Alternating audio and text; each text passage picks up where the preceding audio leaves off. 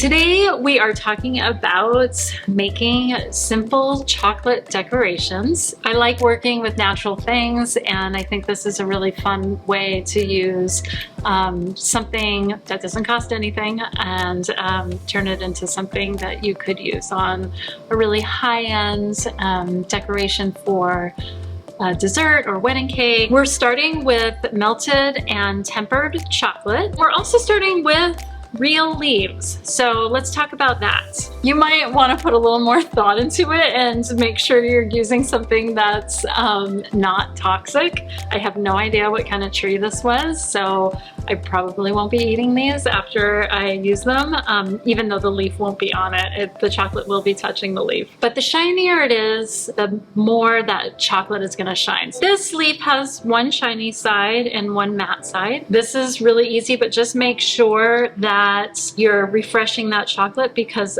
again, your body temperature is 98.6 degrees, which is warmer than tempered chocolate can stand. So we're gonna bring it right to the edge.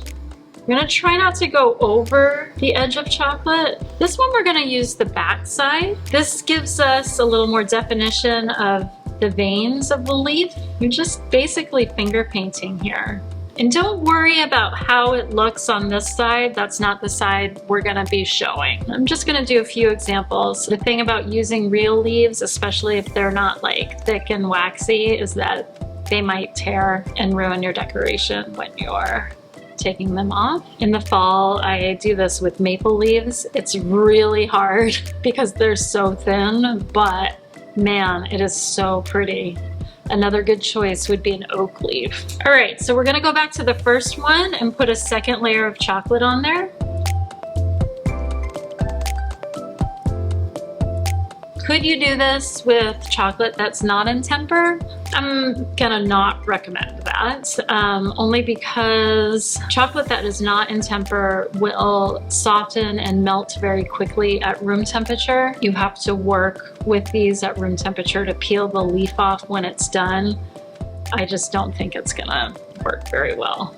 And now we're going to very carefully pull the leaf off. So I'm gonna start with the stem end. That's why you wanna have a stem. I also don't wanna hold the chocolate in my hand for too long because it'll start to melt. And then just carefully pull that chocolate off.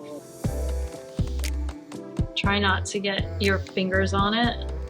So you'll notice that on the leaves that I put it on the back side, you get more pronounced impressions from the veins. Now these are gorgeous as is, obviously, but one thing that really kind of brings them to the next level, especially if you're using them as a cake decoration or cupcake decoration, is dusting them with a little luster dust. That's really gonna bring out a lot of that detail. What's luster dust? Glittery wonderfulness that we can use on chocolate pieces, chocolate decorations, even on cakes. It looks great on set buttercream or fondant or anything like that. It is just a wonderful,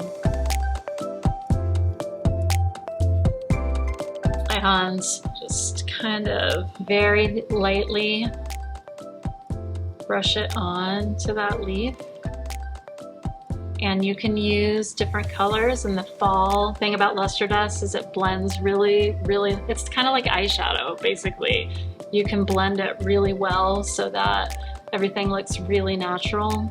I could look at those all day. So if you decide to take on a project like making chocolate leaves, I recommend you do as many as you possibly have the patience for, because if these are stored correctly, they'll keep forever.